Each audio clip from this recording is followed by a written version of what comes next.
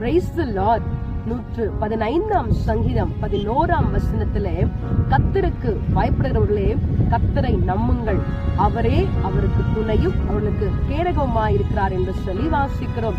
பிரியமானவர்களே, நம்முடைய நம்பிக்கை யார் மேல் இருக்கிறது?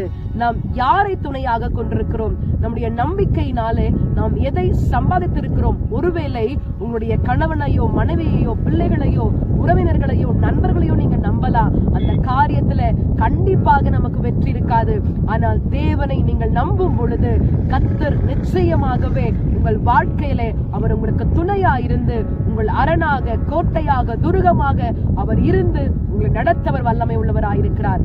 இந்த நாளிலும் நமக்கு துணையா இருக்கிறவரை ஆராதிக்க நம்ம விட்டுக் கொடுப்போமா? கர்த்தனே என் துணையானி,